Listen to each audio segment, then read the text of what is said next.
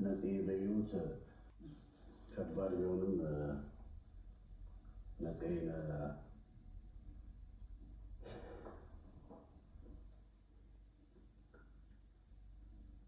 እንጃ እኔ አሁን ነፂ በህይወት የለም ብሎ ማውራት በጣም ነው የሚከብደው። የነፂ ነገር እንግዲህ እኔ ሰላም እንዴት ናችሁ ቤተሰብ? ሰላም ናችሁ ወይ? እኔ ከሁሉ ነገር ሰላም ነው፣ እግዚአብሔር ይመስገን። እኔ እንጃ ነፂ አሁን ስንት ጊዜ ሆነው? 2 ሳምንት ሊሞላው ነው አይደለ? እንደ ቀልድ በዚህ 2 ሳምንታት ውስጥ ምንም ነው መናገር ያልቻልኩት ማለት ነው። እውነት እንዴት ነው ዝም ብላችሁ የምታዩት ነገር የለም። አንዳንድ ነገር በቃ ውስጣችሁ ላይ ይዛችሁ ዝም ብላችሁ በቃ የሚመላለስ ነገር ካፋችሁ ግን መውጣት የማይችል ማለት ነውና በጣም ይገርመኛል። በቃ ዛሬ አሁን ለ2 ሳምንት ነው የሚሄደው። እስከ ዛሬ ምንም አልተናገርኩም። በቃ እንዴት ነው የሰው ልጅ ይሄው ነው። ወደ ላይም ተሮጠ ወደ ታችም ተሮጠ፣ ምንም ተባለ። ከሰውም ብትጣሉ፣ ሰውም ብትወዱ፣ ሰውም ብትጠሉ፣ መልካም ብትሆኑና መጥፎም ብትሆኑ በቃ የሰው ልጅ ከዚህ ቀን አያልፍም ማለት ነው። ገባችሁ? ከተወሰነለት ቀን አያልፍም። ምንም ያህል ቢኖረው ቢያጣም ተመችቶት ቢኖርም ባይኖርም እና በጣም ለህይወት ያላችሁን አስተያየት የሚቀይር ነው የሆነው የነፂ ህልፈትና ካፌ ምንም ነገር ከዛሬ ውጪ ምንም አልተናገርኩም። ያው በቪዲዮም ሆነ በምንም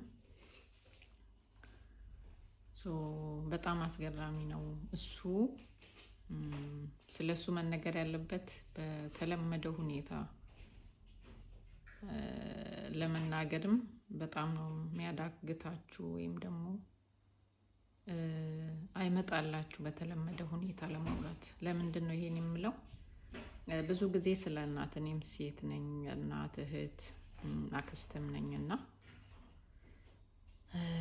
ሴት ስትሆኑ ማለት ነው፣ ወንድ ከሆናችሁ አጎት፣ አባት እና እንደዛ ነው።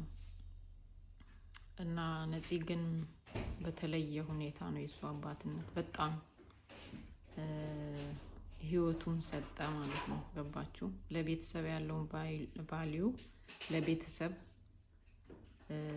ያለውን ትልቅ ቦታ አሳይቶ እስከ ኖራት በዚህ ባጭር ህይወቱ እስከነበረበት ጊዜ ድረስ እስከሚያልፍበት ጊዜ ለቤተሰብ ያለውን ቫልዩ ያሳየ ጀግና ሰው ነው። ገባችሁ? የሰው ልጅ እንግዲህ በእኛ ማንም ሲያይ ለራሱ ኖሮ ነው መጀመሪያ ለቤተሰቡ መቆም ያለበት ተብሎ ነው የሚታሰበው። እሱ ግን እስከ መጨረሻ እስትንፋሱ ድረስ ለቤተሰቡ ነው የኖረው። እስከ መጨረሻው እስትንፋሱ ድረስ ማለት ነው። በቃ አሟጦ እና በጣም የሚያስደንቅና የሚያሳዝን የሚያስደንቅ መደነቅ ያለበትና ይሄ ድርጊቱ መዘከር ያለበት ነው። ገባችሁ? በቃ አንዳንድ ሰው ያለውን ማየት አይችልም እንኳን ላለው ነገር ዋጋ መክፈልና በጣም አስተማሪ ነገር ነው። ከንግግር ያለፈ ነው። ከአድናቆት ያለፈ ድርጊት ነው ያደረገው ነፂና አንዳንዴ ሰው እያለ መነገር አለበት የሱ ትልቅነት ወይ ደግሞ እሱ እያደረገ ያለው ነገር ትልቅ መሆኑን ስንቶቻችንን የምናሳየው ምን ጠቀመው?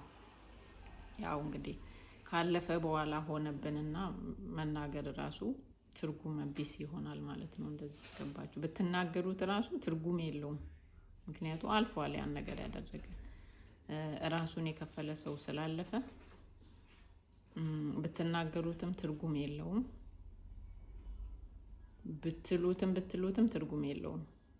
ግን መነገር ያለበትና መዘከር ያለበት ነው። ይሄ ነገር በጣም አስተማሪ ከምትሉት በላይ ነውና በቃ ለዛ ነው ላለመናገርም ያልቻልኩት ማለት ነው። ያሳዝናል። እግዚአብሔር ነፍሱን በአጸደ ገነት ያኖርልን።